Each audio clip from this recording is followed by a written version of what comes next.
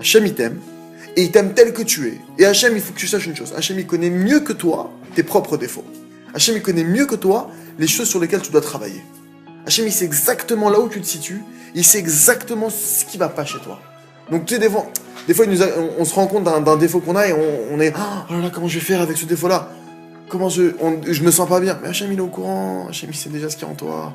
Hachem, il sait déjà, c'est lui qui t'a mis ce défaut, et c'est lui qui a fait qu'il se réveille maintenant, le défaut, et c'est lui qui active, et c'est lui qui fait que tu as du mal à le travailler.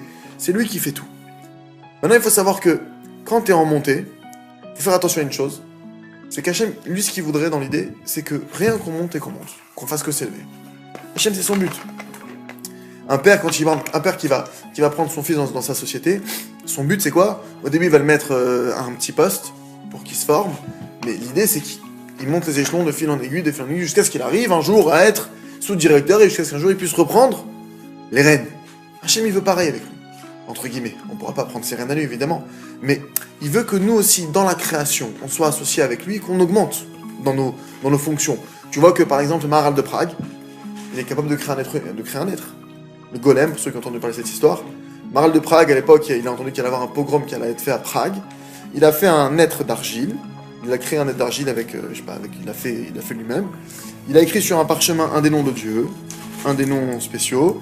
Il l'a collé sur le front de cet être d'argile. Et cet être d'argile, il a pris vie. D'accord? On comprend pas. Donc là, c'est pas un petit associé d'Hachem, Maharal de Prague.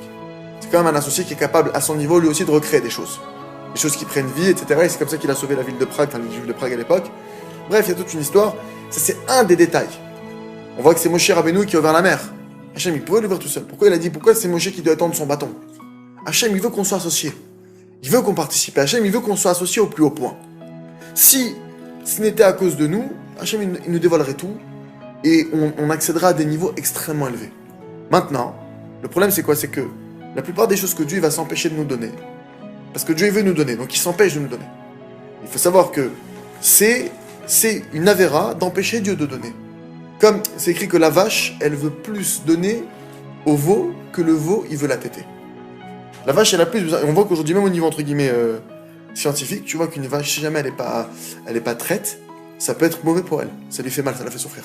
La vache, elle a besoin d'être traite, elle a besoin de donner son lait. Entre guillemets, nos maîtres, ils donnent cette image avec Dieu que la manière que la vache, elle a plus envie de donner son lait que le veau de prendre son lait, Hachem, entre guillemets, il veut nous donner. Il veut vraiment nous donner. Alors qu'est-ce qui va empêcher Hachem de nous donner? Qu'est-ce qui peut empêcher? Une chose claire et nette. Hachem, il veut nous donner, mais il veut pas nous faire du mal, chas v'shalom. S'il nous donne, c'est qu'il est sûr que ça va pas nous faire du mal. Ça veut dire quoi nous faire du mal?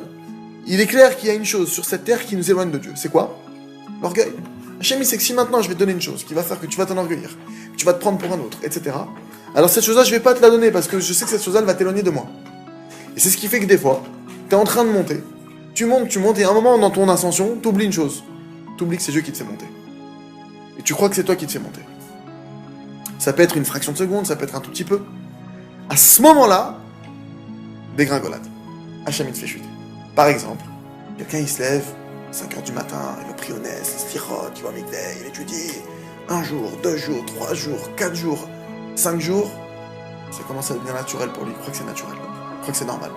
C'est normal, ça va à 5h du matin, on se couche à minuit, on se lève à 5h, on va au Net, on va au mikveh, on étudie, on prie 4 ans, après on va travailler, on revient, on réétudie.